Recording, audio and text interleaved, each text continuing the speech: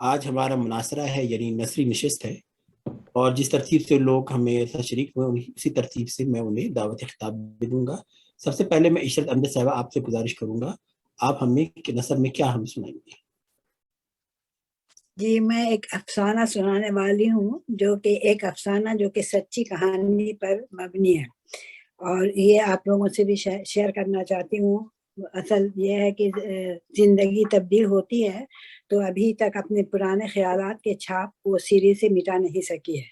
تو قصہ اس طرح ہے کہ ویسے زندگی بہت ہموار اور ناہموار راستے سے چلتی رہتی ہے، بہت عجوبہ اور غیر عجوبہ کہانیاں سننے میں آتی ہیں۔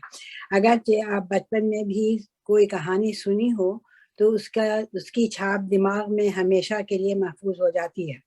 میں ہندوستان سے تعلق رکھتی ہوں اور آبائی وطن میرا بہار ہے۔ وہاں بھی بہت عجیب و غریب کہانیاں ہوا کرتی تھی، لیکن ایک ایسی کہانی مجھ کو ساؤتھ انڈین لڑکی جو کہ میری دوست بن گئی تھی، یہ کہانی اس کے بارے میں نے آج لکھنے کی کوشش کی ہے، اور وہ میرے دماغ میں ابھی تک تر و تازہ بھی ہے۔ وہ لڑکی مدراس سے تعلق رکھتی تھی۔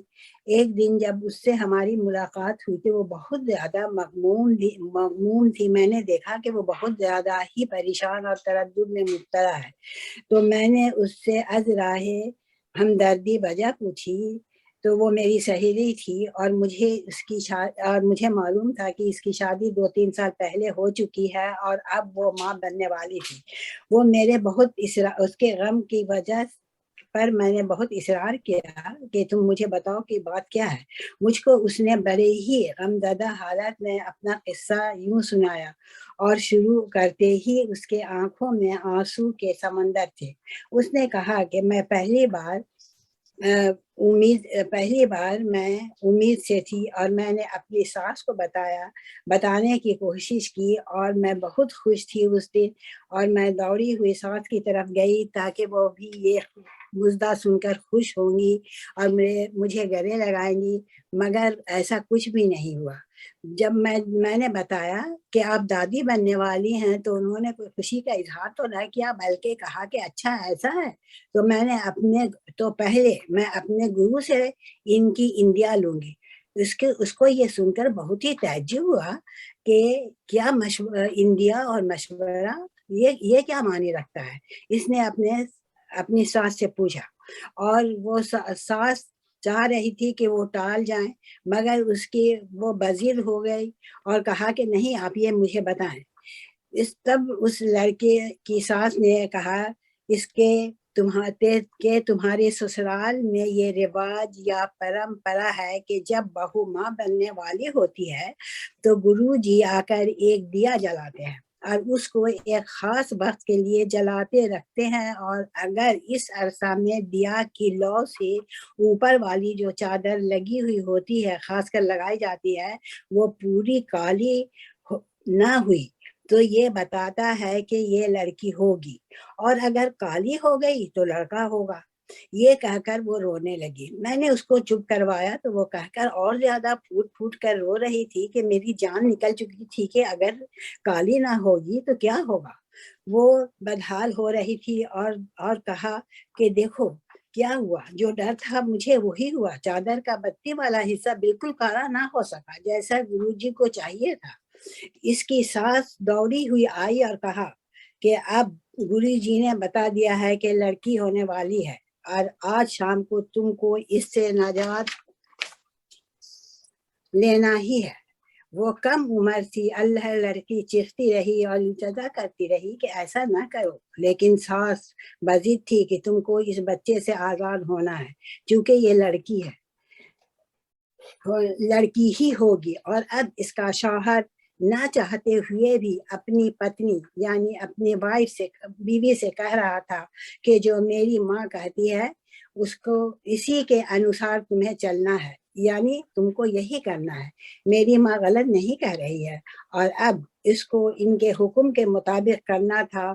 اور وہ بیچاری اپنی ساس کے پیچھے ہاسپٹل کی طرف جا رہی تھی، اور وہ کہنے لگی کہ تم ایسا سمجھو کہ مجھے ایسا لگ رہا تھا کہ میں اپنے بچے کے ارتھی کو کاندھے پر اٹھائے شمشان گھاٹ جا رہی ہوں. کہتے کہتے سسکتے اس کی حالت وہ ہو گئی کہ مت پوچھیے. اور پھر اس نے یہ کہا کہ میں تم کو ایک بات اور بتاؤں کہ میں بچی کی رونے کی آواز آج تک سنتی ہوں کہ وہ مجھ سے کہہ رہی ہے کہ میری جان مت لو، میں قدرت کی بے بہا عطیہ ہوں. اس نے بتایا میں اس کے خلاف ہمیشہ سے لڑی ہوں اور لڑتی رہوں گی. میں نے اس کا ہاتھ جو پکڑا ہوا تھا چھوڑ تو دیا مگر میرے آنسو تھم نہ سکے. شکریہ. بہت بہت خوبصورت، بہت بہت خوبصورت، مزہ آ گیا. بہت اچھے آپ نے ماشاءاللہ. اور ریئل اسٹوری ہے سر. جی جی، اس لیے اس میں زیادہ اچھا لگا اور بہت بلیویبل بھی ہے کیسے ہی ہمارے ہوتا ہے. اور آپ نے واقعی بہت ہی اچھی لکھی ہے ارشد بہن، بہت دل سے بہت پیارا لکھا ہے ارشد بہن. آپ نے واقعی یعنی امپریس کر دیا. آپ نے بہت اچھا لکھا ہے. آپ نے very nice. Keep it up. اب میں عشرت بہن کے بعد گزارش کروں گا فخرنسا بہن سے. یہ میں نے ایک لکھا ہوا ہے رین بسیرا. باغ میں لگتا نہیں صحرا سے گھبراتا ہے دل، باغ میں لگتا نہیں صحرا سے گھبراتا ہے دل، اب کہاں لے جا کے بیٹھے ہیں ایسے دیوانے کو ہم. اس وقت میں اکیلی بیٹھی اپنی گزری ہوئی یادوں اور گزرے ہوئے حسین لمحات کو یاد کر رہی ہوں. تنہائی کا عذاب ہے تو اب تنہائی کے عذاب سے تو سب کو ہی گزرنا ہوگا. کچھ گزار رہے ہیں میری طرح اور کچھ گزارنے والے ہیں. اللہ رحم کرے. یاد کرتی ہوں تو سوچتی ہوں کہ میرے پاس اس وقت کیا نہیں ہے. دولت، عزت، حشمت، بس ایک نہیں ہے تو صحت اور سچی خوشی، دل کی اور بچوں کی بہاریں، اور وہ رس گھولتی ہوئی آوازیں، وہ رونقیں جن کے سہارے آج بھی ہم زندہ ہیں. لوگ کہتے ہیں دولت ہے تو سب کچھ ہے، لیکن دل کہتا ہے کہ یہ سب غلط ہے. دولت کے انبار بھی لگ جائیں، جب بھی سچی خوشی جو غربت اور بے فکری میں ہوتی ہے اور اپنے بچوں اور اپنے خاندان سے وابستہ ہوتی ہے، اس کی بات ہی کچھ اور ہے. ہمارا بھی ایک چھوٹا سا گھر تھا. ایک خوددار ماں جنہوں نے ہم 4 بہنوں اور ایک بھائی کو محنت اور مزدوری کر کے پالا اور اعلیٰ تعلیم دلائی اور دنیا میں باعزت مقام دلایا. اپنی غربت اور تنگ دستی کا کبھی احساس بھی نہ ہونے دیا. اس دور میں سچ بولنا بھی گناہ ہے، لیکن پہلے کے لوگ بڑے سچے، سادہ لو، ایماندار اور کھلی کتاب کی طرح ہوتے تھے. کوئی بناوٹ، تصنع اور غرور ان کے پاس سے بھی نہ گزرا تھا. ہم بچے بھی اسی دور کی پیداوار ہیں. کچھ سمجھ میں نہیں آتا کہ سامنے کھڑا ہوا انسان جو بات کہہ رہا ہے اس کے اندر کی کیا حقیقت ہے. ہر ایک کا یقین کر لینا اور پھر دھوکہ کھانا ہماری فطرت و تربیت میں تھا. اب معاشرہ اس قدر بگڑ چکا ہے کہ شاید کوئی انداتا ہی اس کو سدھار سکے تو سدھار لے، اور کوئی صورت نظر نہیں آتی. لیکن ہم جیسے لوگ جس ماحول میں اپنے آپ کو بدلیں، یہ ایک سوالیہ نشان اور ایک لمحہ فکریہ ہے. ہمارے بچے نئی نسل میں پل رہے ہیں. ان کو ہماری باتیں فرسودہ اور بے معنی لگتی ہیں. جو نئی نسل اور سوچ کے تقاضوں پر پوری نہیں اترتی. دنیا میں رہنا ہے تو انہیں اپنے آپ کو بدلنا ہوگا. فریب اور جھوٹ کا دامن پکڑنا ہوگا. ماں باپ کی تعلیم کو پس پش ڈالنا ہوگا اور ان کی ترقی کی راہوں میں رکاوٹ نہ بن جائے، جس کا خمیازہ ان کے ماں باپ کو رنج و محن کی صورت میں بھگتنا ہوگا. آج میرے بچے بہتر مستقبل کی تلاش میں مجھے اس بڑھاپے میں تنہا چھوڑ گئے. میں صرف ان کی یادوں کے سہارے زندہ ہوں. جہاں رہیں وہ خوش رہیں، پھلیں پھولیں اور ترقی کریں. ان دعاؤں کے ساتھ میں واقعی نیا سفر ہے، پرانے چراغ گل کر دو. نہ جانے میرے بچے مجھے کندھا دینے آ سکیں گے بھی یا نہیں. دل و نظر ضرور ان کو یاد کرے گی اور محسوس کرے گی، لیکن مجبوری حالات میں صرف میں ان کے لیے یہ دعا کر سکتی ہوں کہ ان اللہ مع صابرین، سوائے صبر کے میرے پاس اور کچھ بھی نہیں ہے. اور یہ نیا سفر اور سفر کی داستان ہے. یہ رین بسیرا ہے جہاں پرندے انڈوں سے نکلتے ہیں بچے اور بڑے ہوتے ہیں، ماں باپ کھانا پینا کھلاتے ہیں اور پھر یہ اڑنا سیکھنے جب ان کے پر نکل آتے ہیں تو وہ چلے جاتے ہیں اور رین بسیرا چھوڑ جاتے ہیں. تو میرا گھر بھی ایک رین بسیرا ہے جہاں سے ساری چڑیاں اڑ چکی ہیں اور میں اکیلی ان بچوں کو فضاؤں میں تلاش کر رہی ہوں کہ وہ کہاں ہیں، کدھر ہیں، کیسے ہیں، اور ان کے لیے بہترین دعائیں میری شامل حال ہیں۔ اور یہ میرا داستان ہے تھوڑی سی جو میں آپ لوگوں کے سامنے بیان کرتی ہوں، اور مجھے اتنا کہنا ہے، اور شکریہ بہت بہت، میں نے زیادہ ٹائم نہیں لیا آپ کا۔ اور میں ایک تھوڑا سا اور ایڈ کرنا چاہتی ہوں کہ ایک بچہ مانند فرشتہ جنم لیتا ہے جو رنگ و نسل سے ماوراء صرف ایک معصوم انسان ہوتا ہے۔ اس کے کان میں اذان دے کر اسے زندگی کی نماز کی ادائیگی کے لیے تیار کیا جاتا ہے۔ اس کی پہلی تربیت ماں کی گود ہوتی ہے۔ ہر ماں بچے کو آئیڈیل اور رول ماڈل ہوتی ہے جس کی انگلی پکڑ کر وہ چلنا سیکھتا اور دنیا کو دیکھتا ہے۔ پہلے کی ماں چار دیواری میں رہ کر اپنے بچے کی پرورش دین اسلام کی روشنی میں کر کے اس کو پروان چڑھاتی تھی، جبکہ دور حاضر کی بیشتر مائیں اپنے معاشی حالات کی بدحالی کی وجہ سے بچے کو وہ تربیت نہیں دے پاتی جس کا وہ متحمل ہے، نہ ہی اس کے پاس وقت رہتا ہے جو وہ اس کے کردار کی اصلاح کے لیے نکال سکے۔ انہی حالات میں بچہ اسکول جاتا ہے جہاں دولت کے عدم توازن کی وجہ سے بچے کے ننھے ذہن میں امیر و غریب کا فرق پیدا ہو جاتا ہے جو احساس محرومی کا سبب بنتا ہے۔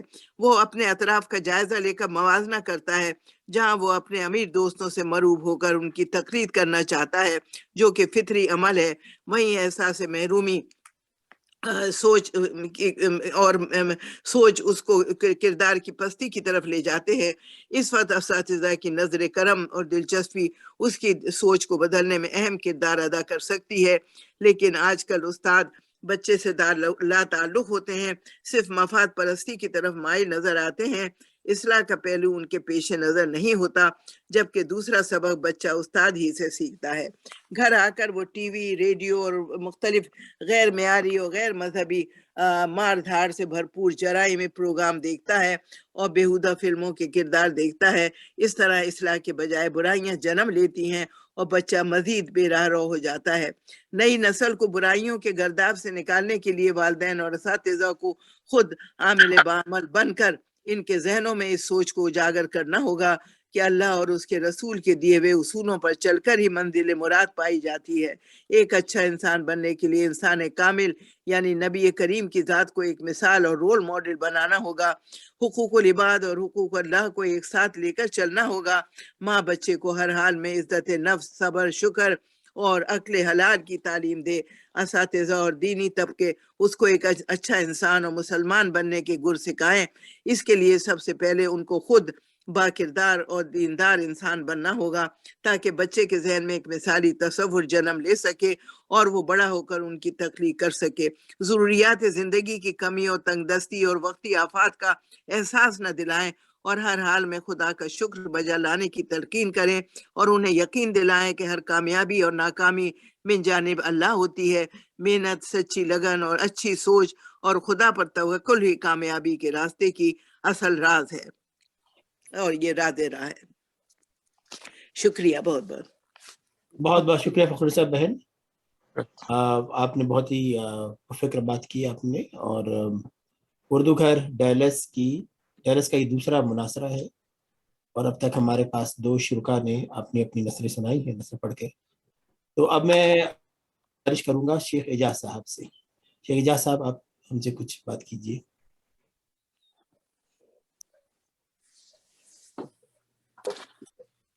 ہاں جی، السلام علیکم۔ وعلیکم السلام۔ میں بہت شرمندہ ہوں کہ وقت پہ شامل ہوا، لیکن آواز کی وجہ سے اس میں تھوڑی سی خرابی تھی۔ بہرحال پتہ لگ گیا، انشاءاللہ آئندہ ایسی غلطی نہیں ہوگی۔ تو یہ مناظرہ یہ دوسرا ماشاءاللہ میں آپ کو بتاؤں کہ مجھے اب اردو لکھنی بھی آ گئی ہے۔ یہ بہت بڑی چیز ہے۔ میں سمجھتا تھا میں صرف شاعر ہوں، لیکن کوشش کی ہے کہ اب میں جو بھی تھوڑا بہت اپنے آپ کو اجاگر کروں تو نثر میں بھی انشاءاللہ کرنے کی کوشش کروں۔ اچھا، یہ ایک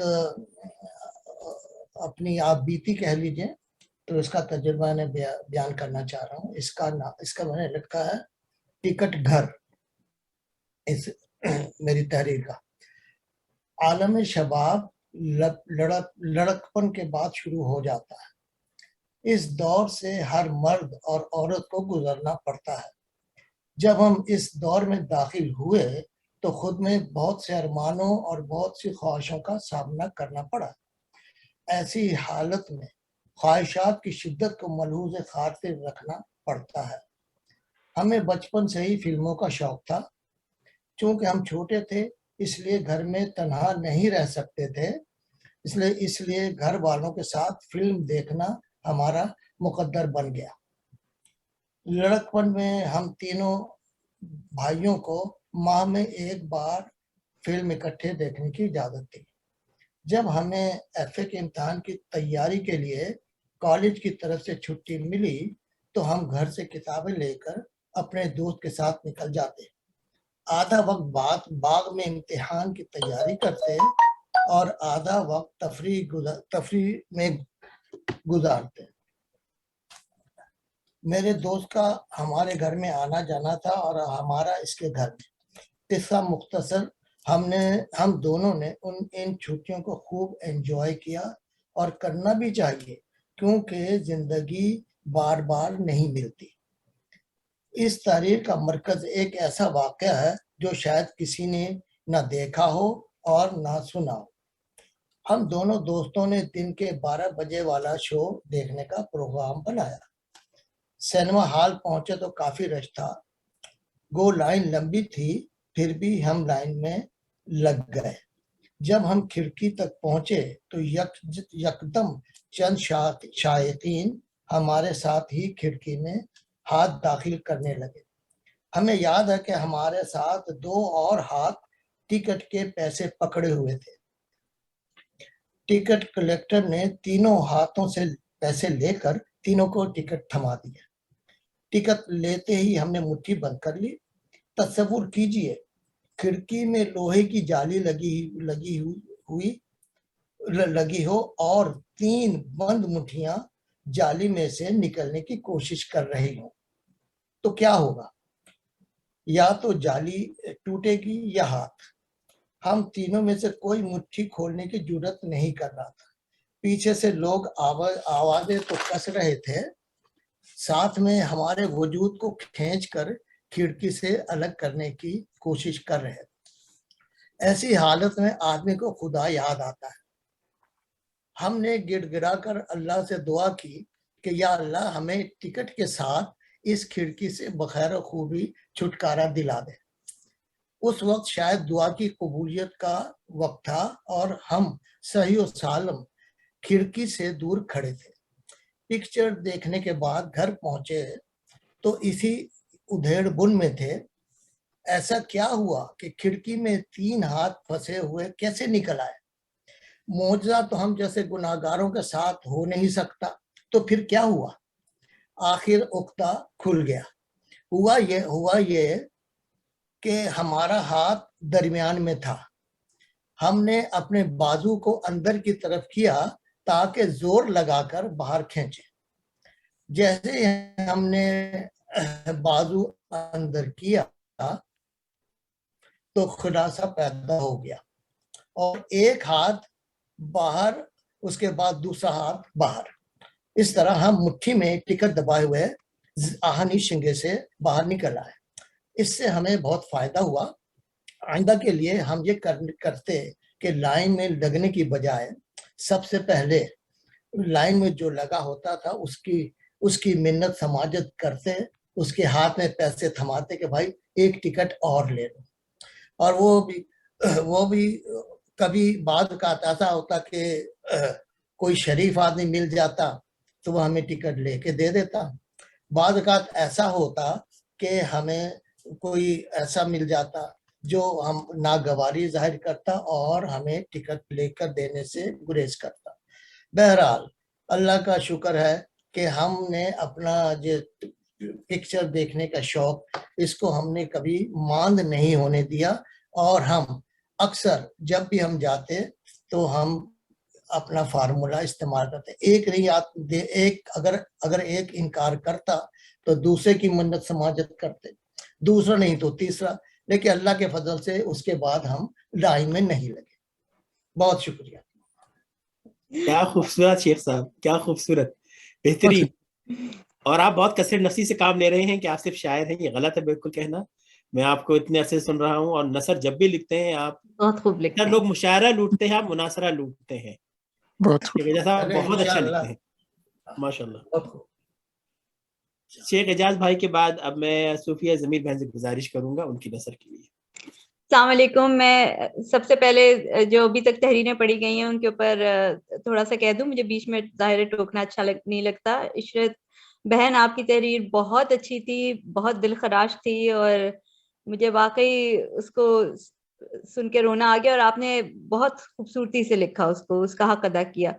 اور فخرنسا بہن, آپ کی تحریر بھی یقیناً ہم اس سے ریلیٹ کر سکتے ہیں کیونکہ ریلیونٹ ہے, اور زندگی کی شام جو ہمارا مصرع ترابی ہے, تو واقعی اب ہم زندگی کی شام کی طرف ہی رواں دوائیں, اور یہ سب ہمارے لیے ایک ریلیونٹ موضوع ہے.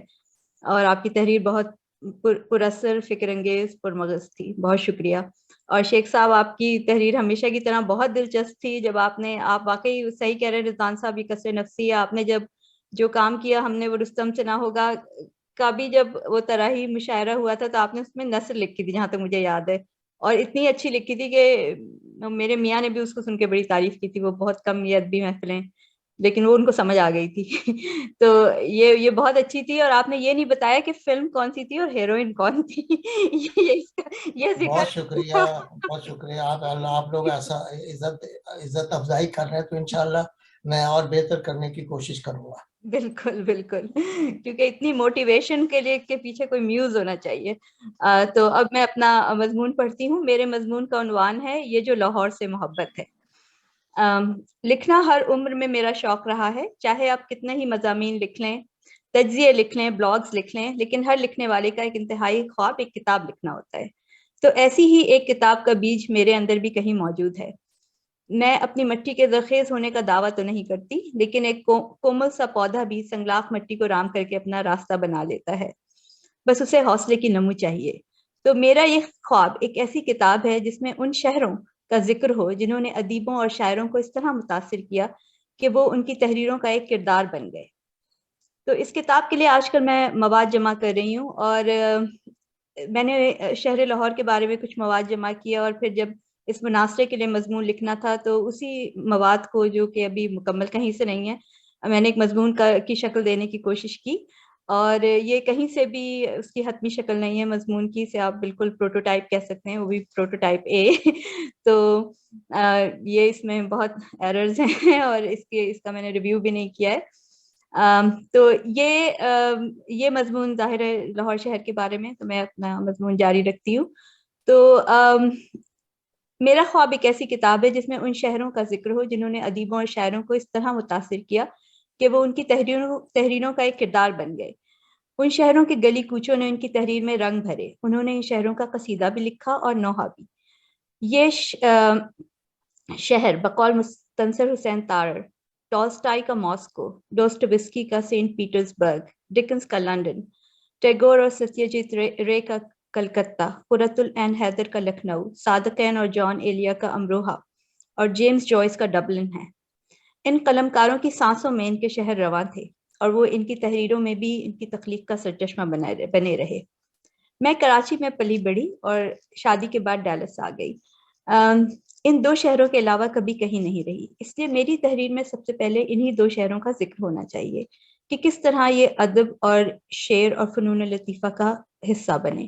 لیکن میں نے جب اس موضوع پر قلم اٹھانا چاہا تو میرے ذہن میں پہلا نام اس شہر کا آیا جہاں میں نے جنم لیا. اس شہر سے میری کہانی شروع ہوئی.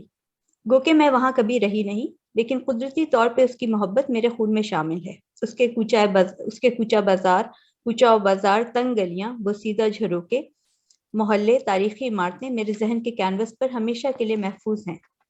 لاہور میں میری ننیال تھی اور میں وہاں ہر سال گرمیوں کی چھٹیوں میں جاتی تھی. اندرون شہر کے تنگ کمروں اور کشادہ آنگن والا مکان آج بھی میری یادوں کا حصہ ہے. لاہور کے مرغ چھولے, مرغ چھولوں، قتلموں، گڑ والے چاول اور کلچوں کا ذائقہ آج بھی میری زبان پر ہے۔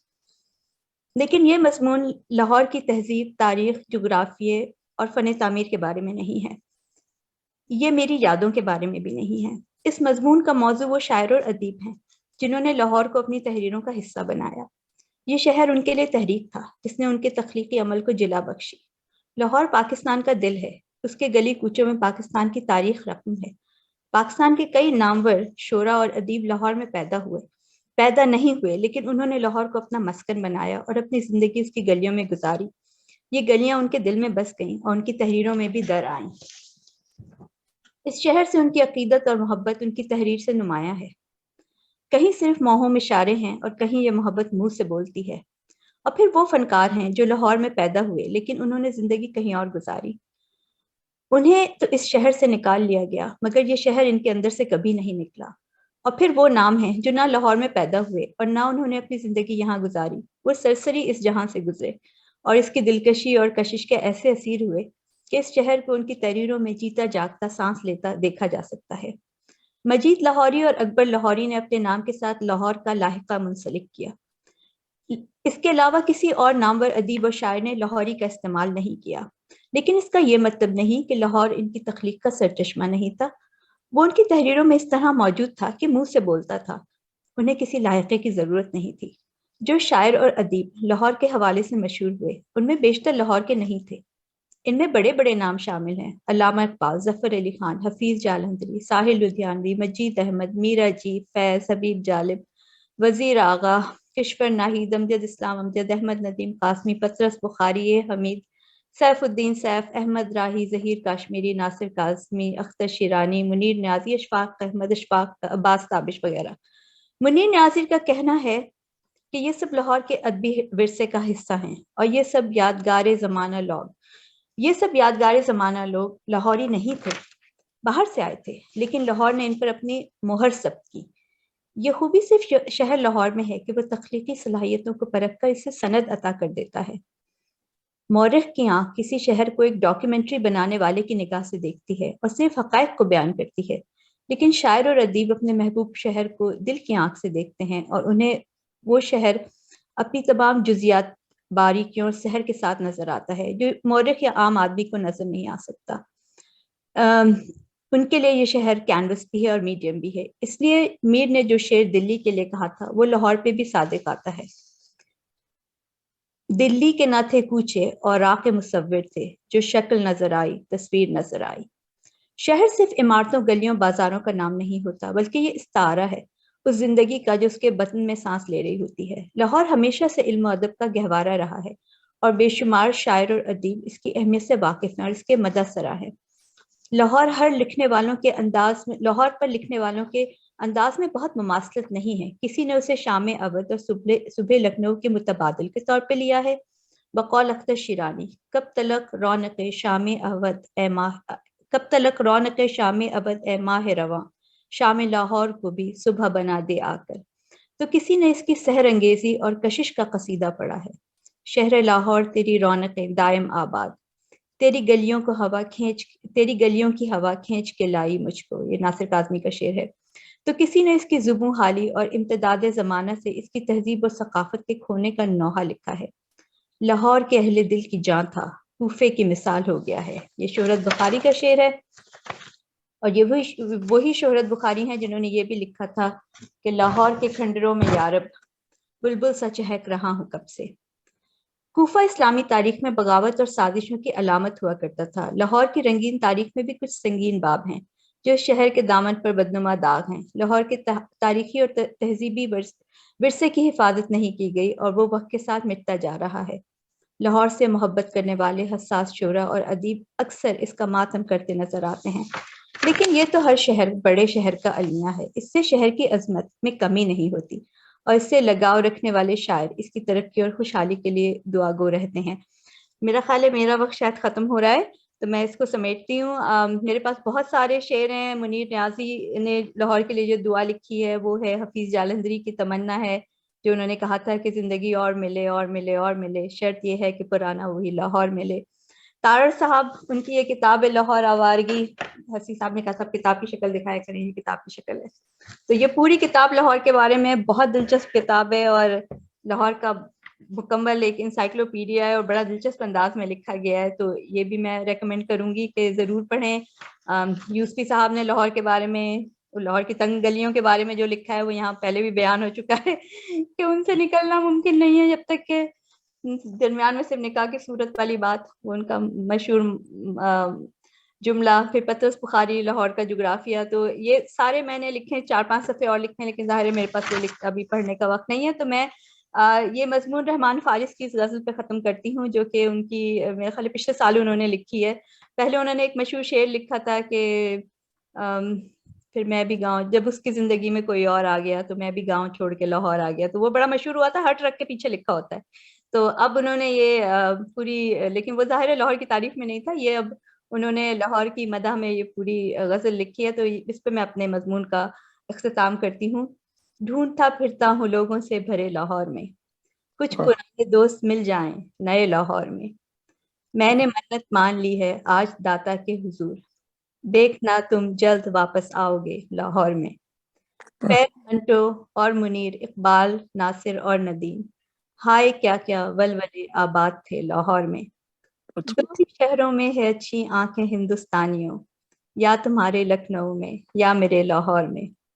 جانے کس آصف کا سایہ ہے میرے شہر پر، آج کل لگتے نہیں ہیں قہقہے لاہور میں. تو یہ مضمون جاری ہے اور ابھی اپنی حتمی شکل میں نہیں ہے. شکریہ. شکریہ. بہت زبردست، ماشاء اللہ ماشاء اللہ بھائی. یہ تو آپ نے ہمیں انسپائر کیا کہ اب ہمیں بھی لاہور کے اوپر لکھنا پڑے گا انشاءاللہ. انشاءاللہ. بہت خوبصورت مضمون، اور ہماری دعا ہے کہ آپ کتاب میں مکمل کریں. آپ نے سب سے بڑا نام بھول گئی جو لاہور کے نام سے منسوب ہے، وہ اقبال لاہوری ہے. پورا ایران اور پرشین اسپیکنگ انہیں اقبال لاہوری کے نام سے جانتا ہے. اچھا. یہ سب سے بڑا ادب کا جو نام ہے وہ اقبال لاہوری ہے. تو بہرحال بہت اچھی آپ کا مضمون، بہت پیارا مضمون، اور ہماری دعا ہے کہ آپ یہ مکمل کریں کتاب. بڑی خوشی ہوئی سن کے، اور بالکل اچھی ہوتی چیز لے کر آئی، بالکل میں ایکسپیکٹ نہیں کر رہا تھا. تو بہت خوشی ہوئی. آپ کے بعد میں آپ گزارش کروں گا جناب سلمان صدیقی صاحب سے.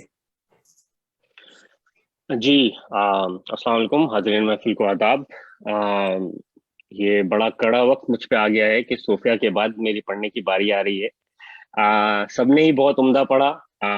میں افسوس کے ساتھ عشرت صاحبہ کا نہیں سن سکا شروع میں، لیکن یقیناً اس کی ریکارڈنگ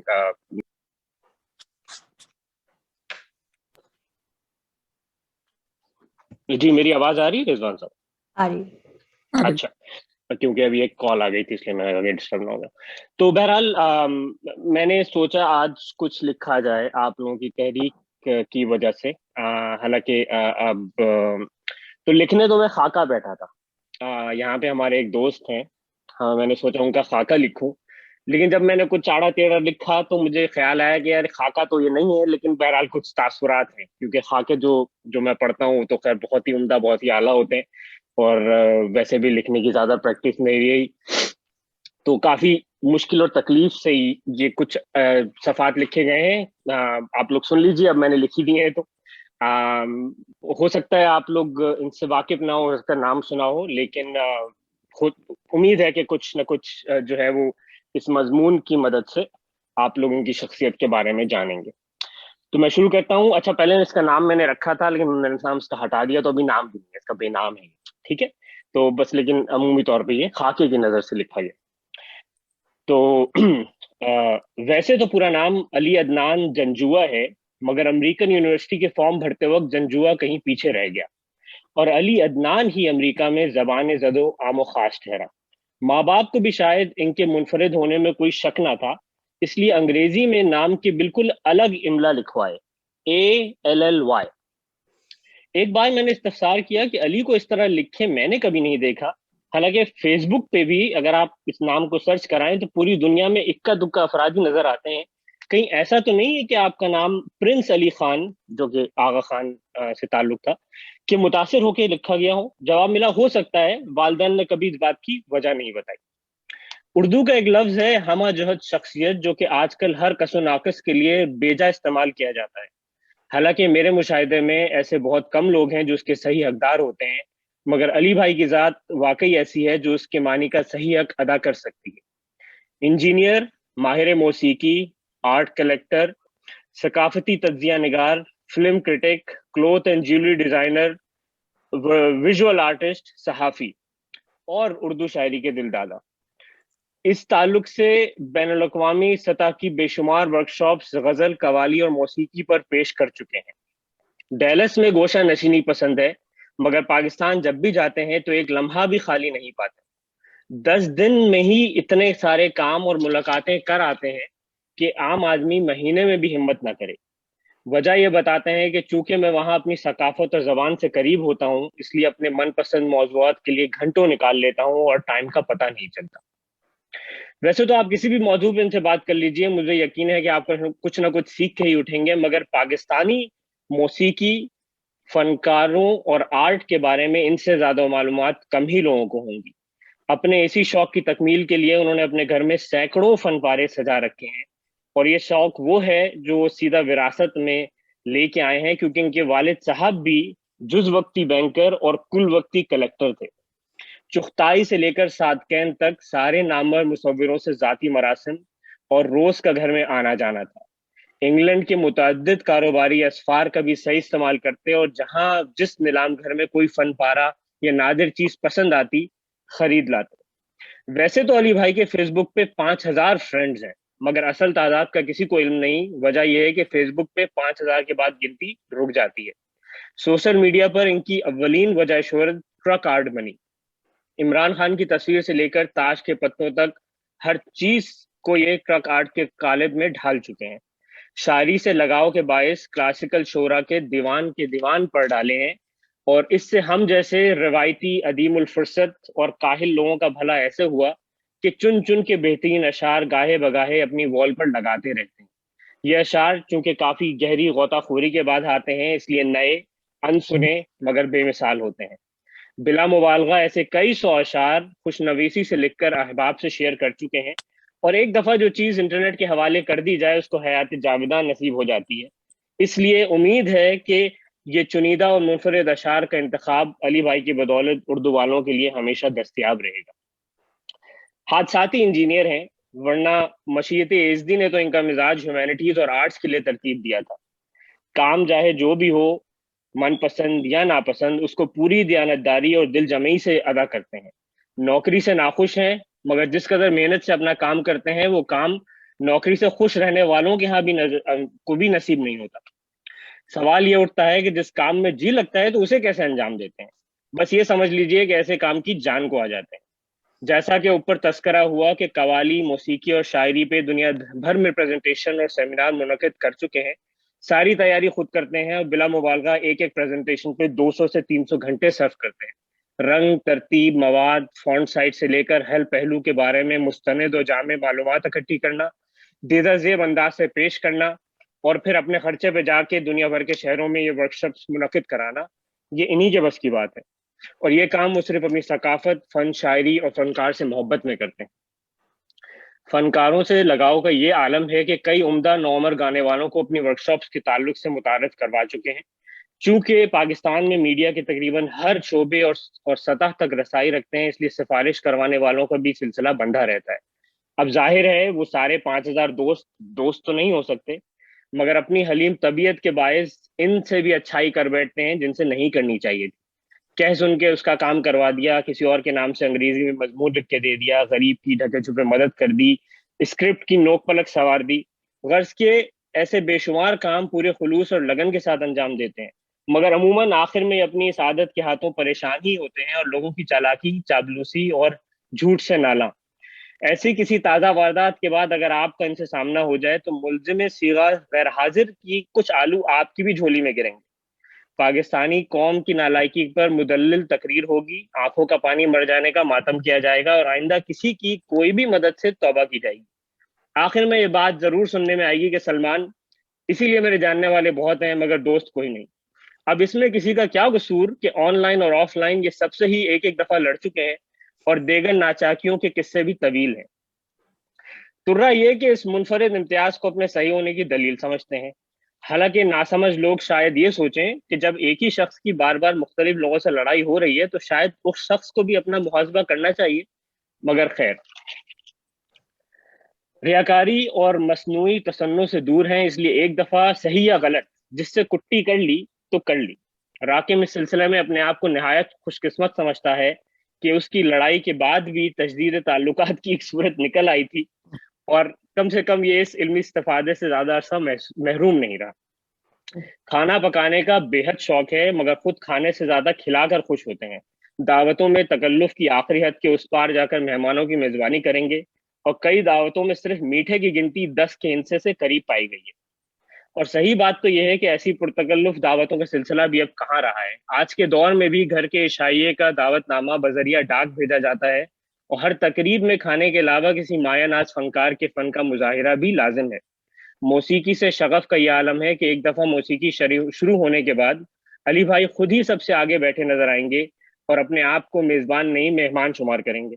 ایسے موقعوں پر میزبانی کا سارا بار ان کی نہایت اہلیہ شہری کے سر ہو جاتا ہے، جسے وہ مکمل خوش اسلوبی سے نبھاتی ہیں۔ ویسے بھی ان سب شوق کے معاملات کے بعد علی بھائی کا گھر کے کاموں میں زیادہ عمل دخل نہیں رہتا، اور اپنے جڑواں بچوں کی تربیت سمیت سارے کاموں کا چارج انہوں نے شہری کو عرصہ پہلے ہی سونپ دیا تھا۔ اس سلسلے میں ایک معصومانہ لا علمی کا واقعہ مجھے یاد آتا ہے۔ ایک دفعہ کسی دعوت میں کسی نے علی بھائی سے یہ پوچھ لیا کہ آپ کے بچے کس جماعت میں؟ بس اسی پہ گڑبڑا گئے اور شہری کی طرف بے بسی سے دیکھا۔ شہری نے جھنجھلا کے کہا، علی جڑواں بچے ہیں تو ایک ہی جماعت میں ہوں گے نا، ایک ہی نمبر یاد رکھنا ہے، وہ بھی نہیں یاد۔ مگر کون بشر ہے جو خامیوں سے پاک ہے؟ چھوٹی باتوں کو بڑا سمجھ کے لوگوں سے ناراض ہو جانا اور پھر صلح کی راہ ہوتے ہوئے بھی ناراض اور لا تعلق رہنا مناسب رویہ نہیں۔ مزید یہ کہ اس ٹوٹے ہوئے تعلق کو کئی دنوں تک روک بنا لینا اور اداس رہنا بھی کہاں کی عقل مندی ہے۔ اس کے علاوہ ہر صاحب علم و فہم کی طرح آپ کو بھی ان کی شخصیت میں نرگسیت کا پہلو نظر آئے گا، اور یہی وجہ ہے کہ جو محفل ہوگی اس میں ان کے علاوہ بولنے والے کم ہوں گے اور سننے والے زیادہ۔ مگر جب گفتگو کا فن آتا ہو، یادداشت مثالی ہو، دلچسپ واقعات اور قصوں کی کمی نہ ہو، لوگوں اور زندگی کا عملی تجربہ ہو، تو کسے سننے سے زیادہ کہنے میں زیادہ مزہ آئے گا۔ طوالت کے درس سے اس مضمون کو یہیں ختم کرتا ہوں، حالانکہ بھی بہت سے پہلو ایسے ہیں جن پہ اور روشنی ڈالی جا سکتی تھی، مگر اپنے دفاع میں بس اتنا ہی کہوں گا کہ ایسی صحیح معنوں میں ہست پہلو شخصیت کے لیے کم سے کم اس سے بہت زیادہ وقت اور بہت زیادہ صفحات درکار ہوں گے۔ بس شکریہ بہت بہت۔ بہت خوب سلمان، بہت اچھے سلمان، بہت اچھے سلمان۔ اب باری میری ہے، اور یہاں پہ حال یہ ہے کہ خوب سے خوب تر چل رہا ہے۔ بڑا کہنا مشکل ہے کہ کیا کس نے زیادہ بہتر تحریر دی ہے، اور سلمان کمال کر دیا آپ نے۔ اور میں بھی ان کو علی عدنان مجھے مل گئے ہیں فیس بک پہ۔ نہیں، یہ واقعی یقین مانے اس میں بہت زیادہ مبالغہ بھی نہیں ہے، ایک کمال کی شخصیت ہے۔ میں بہت کچھ اور لکھتا جا رہا تھا اور بہت کچھ ذہن میں آ رہا تھا، میں نے کہا بھائی اب ختم کرتا ہوں، کافی لمبا ہو گیا ویسے۔ بہت خوبصورتی یہی ہے کہ جو بات لکھا آپ نے، آپ بیتی یعنی جگ بیتی لکھ رہے ہیں، سچی بات لکھ رہے ہیں آپ نے بھی، ارشد امجد صاحبہ نے بھی، اور جتنے بھی لوگ ہیں آج انفیکٹ بات کی ہے، وہ سب کی سب وہ اصل کہانی سنائی، بناوٹ کی کوئی نہیں ہے، اس لیے زیادہ خوبصورت ہے۔ اب میں آپ کو سنا دیتا ہوں جو کہ ہے ایک آپ بیتی، لیکن وہ میری آپ بیتی نہیں ہے۔ کسی ماں کی طرح اس نے مجھے اپنے بازوؤں میں لے لیا اور اٹھا کر مجھے اپنے سے بھی بلند کر دیا، اور میرے اندر کا سارا بوجھ اس کے اندر سما گیا۔ اس نے آرام سے مجھے واپس اپنی جگہ پر اتار کر آگے کی راہ لی۔ یہ اس کا معمول ہے، ہفتے میں مقررہ دن گلی کے تمام کوڑے دان ایسے ہی اپنے اندر کا کوڑا اس گاربیج ٹرک یعنی کوڑا گاڑی کے سپرد کرتے ہیں۔ جی ہاں، درست سمجھا آپ نے، میں کوڑے دان ہوں، جسے ٹریش کارٹ بھی کہتے ہیں۔ آپ کو اس بات پر قطعاً حیرت نہیں ہونی چاہیے کہ ٹریش کارٹ یا گاربیج کین جیسا ایک بے جان کیسے بات کر سکتا ہے، جبکہ ہم سب کے رب نے بات بتا دی ہے کہ روز محشر نباتات اور جمادات کو بھی زبان مل جائے گی، اور وہ مخلوق کے حق یا اس کے خلاف اس عدالت الہی میں اپنا بیان درج کریں گے۔ جب اشجار اور پتھر نبی صلی اللہ علیہ وسلم سے دنیا میں بات کرتے تھے، تو پھر انسان ہم بے جان اشیاء کو کسی شعور اور احساس کے بغیر کیسے سمجھ لیتے ہیں؟ ہم بے جان چیزوں میں انسانوں سی روح نہیں ہوتی، لیکن ایک خاص نوع کا شعور ضرور ہوتا ہے۔ لہذا اب آپ مجھ جیسے ہوش مند کی کہانی سنیے۔ میری پیدائش امریکہ ہی کی کسی فیکٹری کی ہے۔ میری اول یادداشت ایک ویئر ہاؤس کی ہے، آپ اسے گودام یا مال خانہ بھی کہہ سکتے ہیں۔ وہاں بالکل میری ہی شکل اور ساخت کے ہزاروں نئے نویلے، کوڑے دان افقی اور عمودی قطاروں میں سلیقے سے ایک دوسرے کے ساتھ اور اوپر نیچے ترتیب سے رکھے تھے۔ ویسے میری صورت کو ایسے غیر بھی نہیں کہ انسان کو حیرت ہو، آپ سبھی واقف ہیں۔ میرا قد تقریباً 4 فٹ ہے، اٹھان گول نہیں بلکہ تقریباً چوکور ہے اور 4 اطراف 2-2 فٹ کا ہوں۔ میرا جسد پلاسٹک نما ہے۔ دلچسپ بات یہ ہے کہ زمین پر سبھی زندگی کی بنیاد کاربن ہے۔ جس طرح انسان کی نمو میں کاربن ہے، بالکل اسی طرح میری نمو میں بھی کاربن ہے، کیونکہ کاربن تو پلاسٹک کا بھی ایک بنیادی عنصر ہے۔ یوں انسان سے کسی سطح پر میرا جنیاتی رشتہ بھی بنتا ہے۔ میرا رنگ گہرا ہے، بھورا ہے، اندر سے جسم کھوکھلا مگر مضبوط ہے۔ میرے خالی قالب کو پر کرنے کے لیے اوپر ایک ڈھکنا بھی ہے جو انسان استعمال کرتے ہیں۔ باہر کی جانب ہینڈل بنا ہے اور 2 پہیے بھی لگے ہیں تاکہ مجھے انسان بآسانی ادھر سے ادھر کرتا رہے۔ اس ویئر ہاؤس میں اگر مہینوں نہیں تو ہفتے تو ضرور رہا ہوں گا۔ وہاں جب میں تھا تو کسی مکھی کو یہ نہیں پتا تھا کہ وہاں کیوں ہیں، ہماری زندگی کا مقصد کیا ہے اور آگے کیا ہونے والا ہے، یا الہی ماجرا کیا ہے۔ اس ویئر ہاؤس میں آئے دن ٹرک آتے اور مجھ سے کئی اجناس کو کہیں لے جاتے۔ جانے والوں کو کبھی پلٹ کر آتے نہیں دیکھا، اور پھر ایک دن ایسا بھی آیا کہ میری رخصتی کی بھی باری آ گئی۔ نہ اپنی خوشی آئی نہ اپنی خوشی گئی۔ ٹرک پر مجھ جیسے درجنوں ٹریش کارٹ تھے۔ کئی تو ویئر ہاؤس میں میرے پڑوسی تھے جو اب میرے ہم سفر بھی بن گئے تھے۔ اگر جان پہچان کے لوگ ساتھ ہوں تو سفر خوشگوار ہو جاتا ہے، لیکن بھائی اس ٹرک کے اندر تو گھپ اندھیرا تھا اور گھٹن بھی، نہ کھڑکی نہ دریچہ۔ سفر کا کیا خاک مزہ لیتے، اور اس پر یہ کہ اس سفر میں بہتیرے تو کیا ایک بھی مسافر نواز نہ ملا۔ سفر تو ضرور کیا لیکن دنیا نہیں دیکھی۔ شاید 1 دن یا 1.5 دن کی مسافت طے کی ہوگی۔ ہمارا اگلا پڑاؤ ایک اور ویئر ہاؤس تھا جو کہ قدرے چھوٹا تھا۔ یہاں بھی کوڑے دانوں یا ٹریش کارٹس کی آمد برخاست و ترتیب کا سلسلہ اس بڑے ویئر ہاؤس سے مشابہ تھا، مگر اس نئی جگہ پر ہم سب کا قیام مختصر تھا۔ چند دن کے بعد مجھے کسی پک اپ میں ڈال کر ایک گھر کے سامنے چھوڑ دیا گیا۔ یہی گھر میری منزل ٹھہری، یہی مقام میرا مقدر ٹھہرا اور میری کہانی کا مرکز بھی۔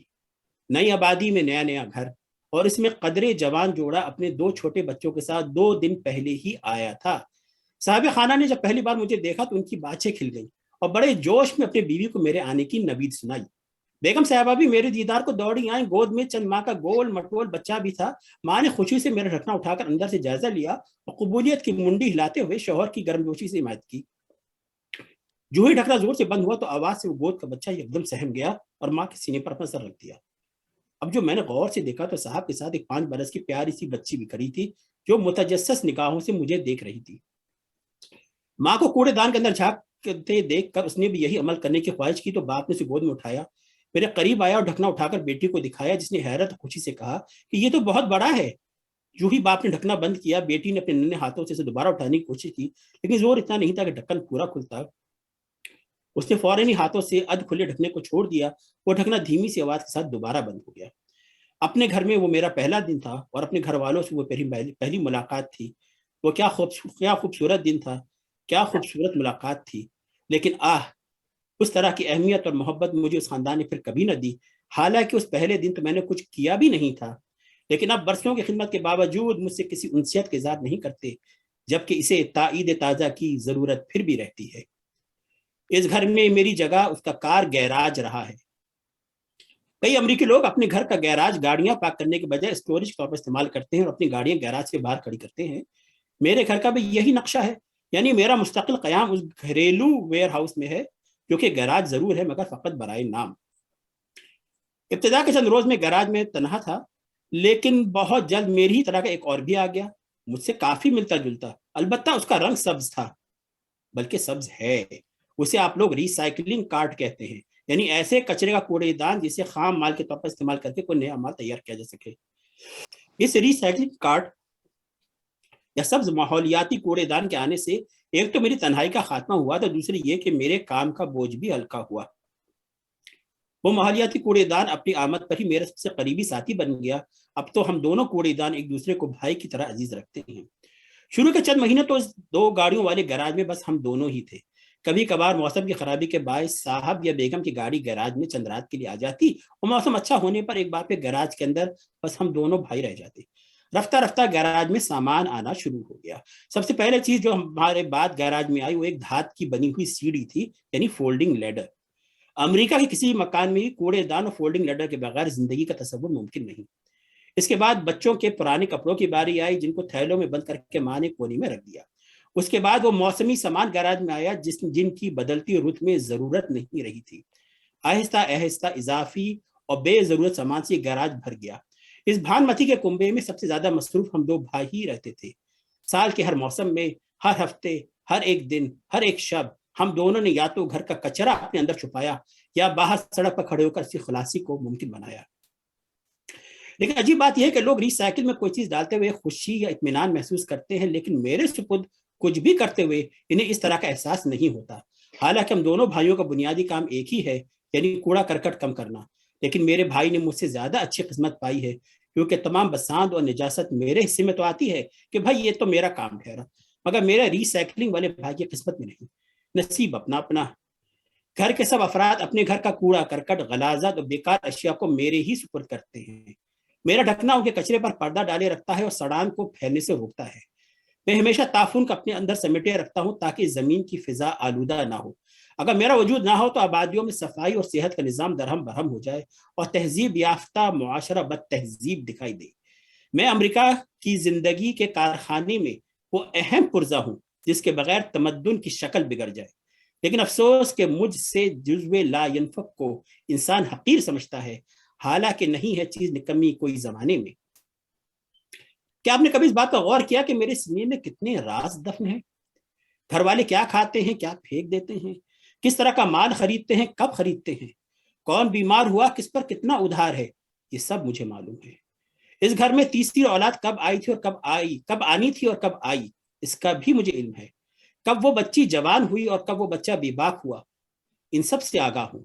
بلکہ گھر کے ہر شخص کے وہ انتہائی راز بھی جانتا ہوں جو گھر کے کسی دوسرے فرد تک کو نہیں پتا. سب کے کرتوتوں سے واقف ہوں، مگر میں کسی سے کچھ نہیں کہتا. البتہ جب قیامت کے دن بے زبان کو زبان عطا ہوگی، شاید میری گواہی کی ضرورت پڑے. ہمارے لیے ہفتے کا سب سے اہم دن بدھ کا ہوتا ہے، جب ٹرک ہماری گلی سے کوڑا کرکٹ کاڑ کباڑ اکٹھا کرتے ہیں. شہری قانون کے مطابق مجھے اور میرے بھائی کو منگل کی رات ہی گیراج سے نکال کر گھر سے قریب سڑک کے کنارے رکھ دیا جاتا ہے. یہ عمل گلی کے تمام گھروں میں ہوتا ہے اور ہماری طرح دیگر کوڑے دان بھی سڑک کے دونوں جانب اپنے اپنے گھروں کے سامنے آ کر کھڑے ہو جاتے ہیں. اگر کوئی خلائی مخلوق ہمیں اس حالت میں دیکھ لے تو سمجھے کہ گہری خاکی وردیوں اور ہرے رنگ کی وردیوں میں ملبوس ایک دستہ ہے جو پوری گلی میں ہوشیار باش ہو کر پہرا دے رہا ہے. یہی وہ رات ہوتی ہے جب میرے ہم نفس ایک دوسرے سے ملاقات کرتے ہیں. کبھی کبھار موسم ایسا ہوتا ہے کہ گھر سے باہر اپنا فرض ادا کرتے ہوئے ہمیں بارش، برف یا تیز ہواؤں کو بھی جھیلنا پڑتا ہے. کئی بار ایسا بھی ہوا کہ ہوا کے تھپیڑوں سے کچھ کوڑے دان اپنی جگہ سے سرک گئے. کبھی ایسا بھی ہوا کہ جو ہلکے تھے ان کے افقی بدن نے شہزور ہوا میں بادبان کا کام کیا، وہ کئی فٹ کی مسافت طے کر گئے. کبھی ایسا بھی ہوتا ہے کہ ہوا کے جھکڑ سے کچھ ساتھی اوندھے منہ گر جاتے ہیں. ایسی صورت میں ہم ایک دوسرے کی ڈھارس باندھتے ہیں، صبر کی تلقین کرتے ہیں اور خدا کر کے رات کاٹتے ہیں. لیکن ایسی سخت راتیں کم ہوتی ہیں. عموماً ہماری منگل کی رات اور بدھ کے دن حسین ہی رہتے ہیں. خوب گپیں لگتی ہیں، پوری رات آنکھوں میں کٹتی ہے اور وہی آنکھ سویرے ہوتے ہی گاربیج ٹرک یعنی کوڑا گاڑی کی رات ہوتی ہے. لیجیے وہ گاربیج ٹرک بھی آ گیا، ابھی نکڑ سے موڑ کاٹ کے اس گلی میں آیا ہے اور ہر گاڑی کے کوڑے دان کو اٹھا کر اس کو خالی کر رہا ہے. اس ٹرک کی بھی کیا بات ہے، سبھی بوجھ ڈھوتے بڑھے جا رہا ہے، خراما چلا آ رہا ہے اور وقت آ گیا جسے ہم پورے ہفتے کا کلائمیکس کہہ سکتے ہیں. پورے ہفتے کی محنت کا ثمر، جیسے مزدور کو اجرت مل رہی ہو. وہ ٹرک ہلکا شور مچاتا میرے سامنے آ کر ہلکی سی چین کی آواز کے ساتھ رک گیا اور لگا کہ وقت تھم گیا ہو، اور اس کے دو آہنی بازوؤں نے مجھے جکڑ لیا، بالکل ایسے ہی جیسے ماں اپنے بچے کو اٹھاتی ہے. اس نے مجھے زمین سے اوپر اٹھا لیا اور ہوا میں کئی فٹ بلند کر دیا. خوشی کے مارے میرے پاؤں زمین پر نہ ٹکتے تھے اور پھر اس نے انتہائی محبت لیکن حفاظت سے مجھے ہوا میں چند لمحوں کے لیے الٹا معلق کر دیا. میری خوشی دیدنی تھی. آسمان میرے پیروں تلے تھا اور زمین کو گویا میں نے سر پر اٹھا لیا تھا. یہ خواب صرف ماں کی آغوشی میں تو ملتے ہیں. اس لمحے حیرت کے مارے میرا دہانہ کھل گیا اور میرے اندر کا سارا بوجھ، غلاظت، بدبو اس ٹرک نے اپنی کوکھ میں چھپا لی. جیسے ہی میری بوجھ کی منتقلی مکمل ہوئی، اس نے مجھے آغوش سے پرے کر کے سڑک کے کنارے اتار دیا. چند منٹ میں ہی اس ٹرک نے پوری گلی کے کوڑے دان خالی کر دیے اور وہ ٹرک کسی اور گلی میں چلا گیا. یہ وہ جانے والا ہے جو باہر کیف ہر ہفتے لوٹ کر آتا ہے. کچھ یہی حال میرے بھائی کے ساتھ ہوا، بس فرق اتنا ہے کہ اس کو گلے لگانے، اس کا بوجھ ہلکا کرنے کے لیے گاربیج ٹرک نہیں بلکہ ریسائیکل ٹرک آتا ہے. اگر تقدیر میں ہوا تو ان ٹرکوں سے اگلے ہفتے پھر ملاقات ہوگی. اب اینٹی کلائمیکس کا وقت ہے. ہم نفس ایک بار پھر علیحدہ ہو جائیں گے. اگلے چند گھنٹوں میں ہم سب کوڑے دان اپنے اپنے گھروں کے اندر واپس چلے جائیں گے. نہ محفل جمانے کی ترتیب ہے نہ برخاست کی، لیکن یہی محافل اور اجتماعات ہماری معاشرتی زندگی کا محور ہے. گراج میں جانے کے بعد وہی 6 دن کی کنارہ کشی، کوڑا جمع کرنے کا کاج اور انسان کی کارستانیوں پر پردہ ڈالنے کی ذمہ داریاں. یار زندہ صحبت باقی، لیکن اب میری بھی ایک عمر ہو چکی ہے. سرد و گرم چشیدہ ہوں. ایک بار نشے میں کسی ڈرائیور نے اپنی گاڑی سے مجھے ٹکر مار دی تھی، جس کی وجہ سے میرے جسم پر کچھ کھونچ آ گئی. چند ماہ بعد ایک منگل کی شب جب میں طوفان میں منہ کے بل گرا تو پرانی چوٹ ہری ہو گئی اور میری جلد اس چوٹ والی جگہ پر سے چٹک گئی. موسم کی سختیوں اور بوجھ اٹھاتے اٹھاتے وہ دراڑیں اب گہری ہو چلی ہیں. پچھلے ہفتے ان شگافوں کے سبب ایک 4-5 انچ کا ٹکڑا میرے بائیں پہلو سے جھڑ گیا. بہت دکھ ہوا.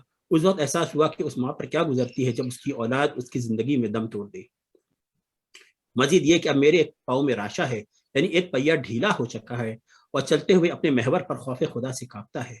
دوسرا پاؤں میں لقوا معلوم ہوتا ہے، یعنی دوسرا پہیا تھوڑا سا ٹیڑھا ہو گیا ہے اور ذرا مشکل سے رک رک کے چلتا ہے کہ کہیں ایسا نہ ہو جائے، کہیں ویسا نہ ہو جائے.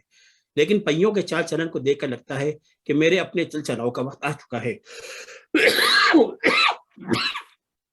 صاحب خانہ نے پچھلے ہفتے میری مخدوش حالت دیکھ کر کہا تھا کہ وہ مجھے تبدیل کر دیں گے. اس طرح کی تبدیلی گلی میں گھروں کے کوڑے دانوں میں ہوتی رہتی ہیں.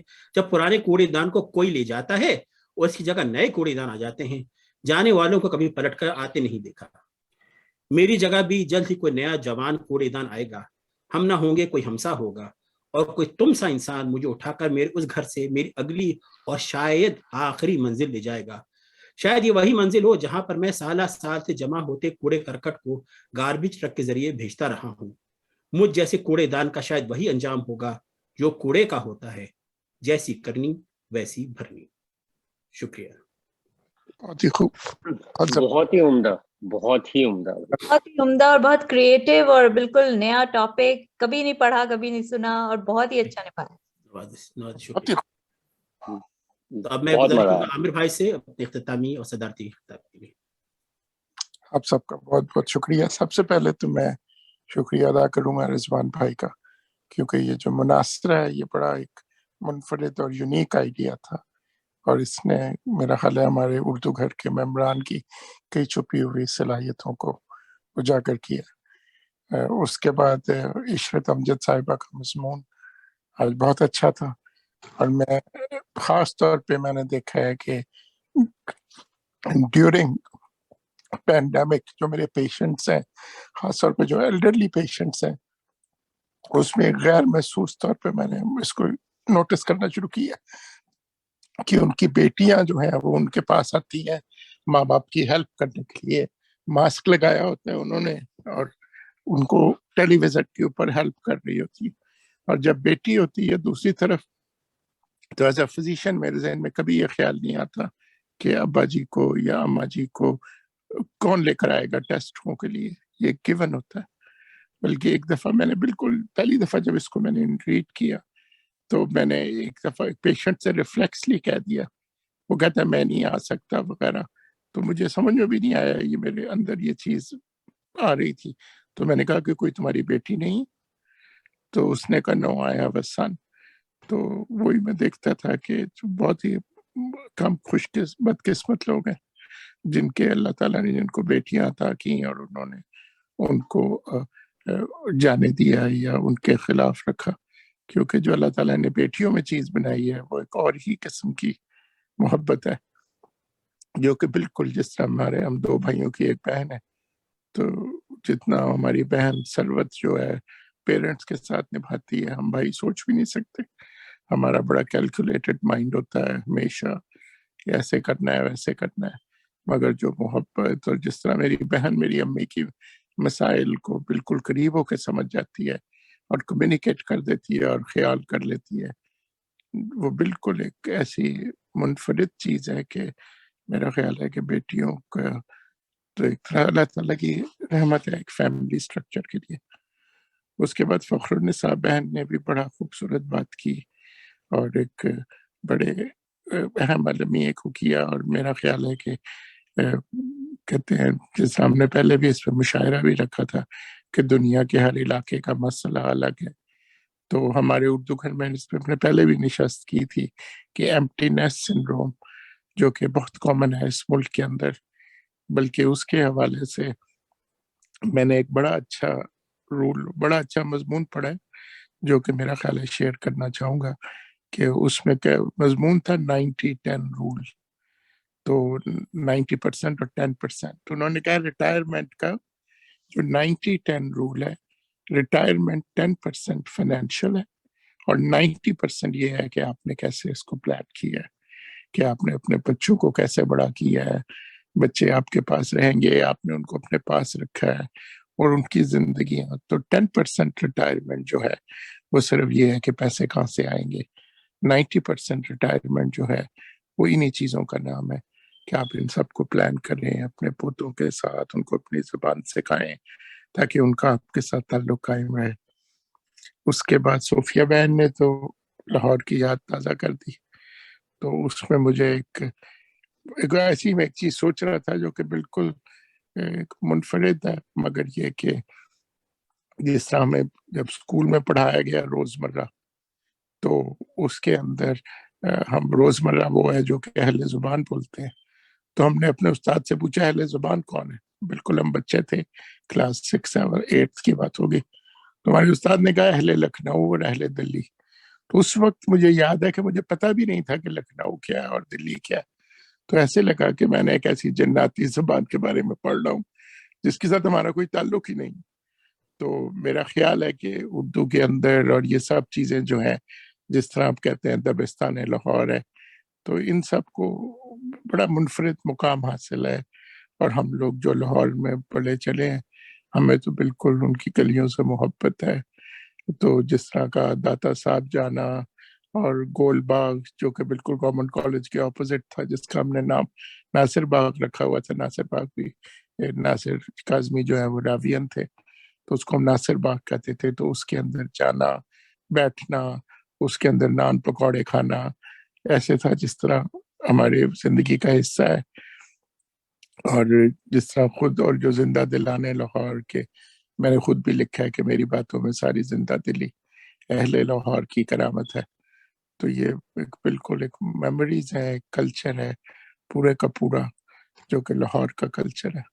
اور جن لوگوں کو معلوم نہیں، کچھ تو یہ بھی کہتے ہیں کہ لاہور جو ہے وہ رام کے بیٹے کا نام تھا. تو یہ لاہور شہر جو ہے یہ اس وقت تک ہے، اس وقت سے ہے. اور علامہ اقبال کا بالکل صحیح کہا آپ کو، جبکہ یہ جنرلی سی بات ہے جو کہ میرا خیال ہے کہ جو جس طرح کہتے ہیں نا ایک ٹیکس اے ولیج، اسی طرح ایک شاعر کو بڑا کرنے کے لیے پورا ایک شہر ہے جو کار پیچھے ہوتا ہے. جس طرح مولانا روم ہے، یا جس طرح اقبال لاہوری ہیں، یا مجید لاہوری، یا رئیس امروی، ایک پورا کلچر ہوتا ہے جو کہ خاص قسم کے لوگوں کو آگے بڑھاتا ہے. اور اسی کے اندر پھر علی عدنان کی جو بات کی، خوش قسمتی سے میری بھی ان سے واقفیت ہے. اور نہ صرف یہ بلکہ میں نے ماوش نے ایک دفعہ انہوں نے ہمیں کارڈ بھیجا، تو ماوش نے کارڈ دیکھے کہا کہ یہ علی عدنان ہے جو لاہور والے. میں نے کہا ہاں. تو اس کو بھی معلوم تھا کہ ایک بڑی اچھی کلیکٹرز فیملی کے ساتھ بلانگ کرتے ہیں. ان کو میں نے اردو گھر میں کئی دفعہ انوائٹ کیا ہے. میرا خیال ہے کہ ہم سلمان کے ذریعے دوبارہ بھی کہیں گے، اور ان کے پروگرام بھی ہم نے سنے ہیں. اور پھر سلمان کی زبان جو ہے، میں نے یہ لفظ آپ نے ہست پہلو یا ہشت پہلو جو کہ پہلی دفعہ سنا ہے، اور بڑا زبردست استعمال ہے اردو زبان کا کسی کی شخصیت بیان کرنے کے لیے، بجائے اس کی کہ آپ کے ہمہ پہلو. تو اب صنعت اعداد کا جو ہم نے بات کی تھی، اب ہشت پہلو یا ہفت پہلو کسی کو کہے تو میرا خیال ہے. اور اس کے بعد رضوان بھائی جو ہیں، ان کی جو شخصیت کے اندر جو کریٹیوٹی ہے وہ انکویسچنیبل ہے. اشعار بدلے ہیں اور ایک بالکل ایک فلسفیانہ انداز سے ایک انتہائی منفرد موضوع کو ایک بالکل ٹریش کین کی آپ بیتی جو ہے وہ بیان کی ہے. اور یہ سچ ہے کہ ہم بھی دیکھیں تو اب یہ چیزیں سچ ہوتی جا رہی ہیں. ہم لوگ دیکھ رہے ہیں کلائمیٹ چینج آ رہا ہے، انوائرمنٹ چینج آ رہا ہے، تو بڑھتے ہوئے اب یہ چیزیں ریسائیکل کرنا، آگے بڑھنا، یہ سب چیزیں جو ہیں یہ آنے والی نسلوں کے لیے ایک ٹریننگ کا، تربیت کا حصہ ہے. تو میرا خیال ہے کہ بڑی ہی خوش قسمتی تھی آج کی محفل کہ ہم لوگوں نے کی، بلکہ دل کرتا ہے کہ مہینے میں ایک دفعہ اس طرح کی محفل برپا ہو اور ہم کو سننے کو ملے لوگوں کے خیالات اور منفرد باتیں. اور پھر شیخ اعجاز صاحب کا جو بڑا خوبصورت سا تھا، مجھے وہ سب سے زیادہ حصہ پسند آیا کہ 3 مٹھیاں جو کہ بند ہو گئی جب ان کو کچھ حاصل ہو گیا تو نکل نہیں سک رہی تھی باہر کیونکہ ایک چھوٹے سے، اور پھر ایک مٹھی نے گیو کیا تو ایک مٹھی نے گیو کر کے دوسرے کو دیا. اور یہ بات بڑی انٹرسٹنگ تھی کہ یہ نیچر ہے انسان کی کہ انسان جو ہے وہ گیو کرتا ہے. تو ان کو پتہ بھی نہیں چلا کہ انہوں نے کیسے کیا، مگر ان کو ایک اب کے لاشعوری طور پہ ایک سجھائی دیا کہ اگر میں اپنا ہاتھ اندر کر دوں تو دوسروں کو موقع مل جائے گا باہر نکلنے کا. اور یہ ایک میرا خیال ہے انسانی نیچر ہے. اللہ تعالیٰ نے آپ کے اندر یہ ودیت کیا ہوا ہے کہ کس طرح آپ نے گفٹ کرنا ہے اور باقی لوگوں کے ساتھ گزارا کرنا ہے. تو میرا خیال ہے بہت خوش قسمتی تھی کہ آج کی اس محفل میں اس طرح کی گفتگو سنی. اور میں تو کہوں گا کہ اگر ہمارے اردو گھر کے ممبران اس پہ راضی ہوں تو زیادہ کرنی چاہیے ایسی گفتگو. ایک اور چیز جو کہ ہم اردو گھر میں کیا کرتے تھے مگر ہم نے اب کام کر دی ہے، وہ ہے فکری نشستیں، جو کہ ہم کسی موضوع پہ بات کرتے تھے، جس طرح میں نے بتایا ایمپٹینس سنڈروم یا ریٹائرمنٹ کی پلاننگ یا یہ چیزیں. تو میرا خیال ہے کہ ان کو ذہن میں رکھیں اپنے. اور جو آج کے میسیجز ہیں وہ بہت اسٹرانگ ہیں، جو میں نے آپ کو کہا 90-10 رول ریٹائرمنٹ کا، یہ ذہن میں رکھیں. یہ بہت، کیونکہ ہم ایک ایسے معاشرے سے آئے ہیں جہاں ہم پیسے کی بڑی اہمیت ہے، تو ہم میں سے زیادہ جب ریٹائرمنٹ کا سوچتے ہیں تو یہی سوچتے ہیں کہ پیسہ اکٹھا کر لیں گے اور باقی سب کچھ پیسے سے ہینڈل ہو جائے گا، مگر یہ سچ نہیں ہے. اور اس کے بعد بیٹیوں والی بات ذہن میں رکھیں. بالکل ہر لحاظ سے بیٹیاں جو ہیں اللہ کی نعمت ہوتی ہیں. اگر آپ کے پاس، میرا تو یہی تجربہ ہے، اگر آپ کے پاس بیٹی ہے تو آپ کو یہ پریشان ہونے کی ضرورت نہیں ہے کہ آپ کو ڈاکٹر اپوائنٹمنٹ پہ کون لے کر آئے گا، آپ کے ٹیسٹ کون کرائے گا، آپ کی بات کون سنے گا. اور اگر بیٹے ہیں تو میں نے کئی دفعہ میں نے کہنا کہ غیر محسوس طور پہ یہ دیکھیں کہ جیسے ہی بیٹے ہیں تو ایک وہ بہت زیادہ آبجیکٹیویٹی آ جائے گی کہ کل تو میں بزی ہوں مگر آپ فرائیڈے کو کر سکتے ہیں، پھر آگے سے بحث شروع ہو جائے گی. مگر جب بیٹی ہیں تو ایک بالکل ایک اوپن ہوتی ہے کمٹمنٹ کہ وین ایور یو سے، میں اپنے باپ کو ماں کو جہاں بھی لے کے جانا ہے واٹ ایور یو سے، بالکل. تو اس کے اندر میرے خیال کے اندر ایک ایسی چیز ہے جو کہ اللہ تعالیٰ نے ایک نامکمل ہے فیملی کے اندر بیٹی کے بغیر. تو یہ ساری باتیں، اور پھر رضوان بھائی کی تو باتوں میں اتنا فلسفہ ہے، اتنی چیزیں ہیں کہ جس طرح میں فیس بک پہ پڑھ رہا تھا مگر صحیح تھا کہ انہوں نے کہا کوڑے والا ماں کوڑے والا کب آئے گا. تو ماں نے کہا کہ کوڑے والے تو ہم ہیں، کوڑا اٹھانے والا جو ہے وہ اس دن آئے گا. تو وہی والی بات ہے کہ اپنے اندر کی چیزوں کو سنبھالنا. تو اس طرح کی اور محفلیں ہوں تو کیا ہی بات ہے. اپنی طرف سے میں معذرت کروں گا، میں نے ایک مضمون لکھنے کا سوچا تھا کرونا کے بارے میں اور پورا میں نے اس کا بنا لیا تھا ذہن میں خاکہ، مگر مجھے لگ رہا تھا کہ میں اس کے اندر کوئی بہت زیادہ سائنٹیفک نہ ہو جاؤں اور وہ اپنے آپ کو ہی کام ڈاؤن کرتے کرتے میں مکمل نہیں کر سکا. مگر اگر دوبارہ کبھی موقع ہوا تو میں ضرور ذکر کروں گا کہ کرونا کے حوالے سے کیا میرے مشاہدات ہیں وغیرہ وغیرہ، جو کہ ہو سکتا ہے آپ لوگوں کو انٹرسٹ کرے. تو بہت بہت شکریہ رضوان بھائی ہم سب کو موقع دینے کا اس طرح کا. بہت بہت شکریہ. آپ کی اجازت تو پروگرام ختم کر دیتے ہیں.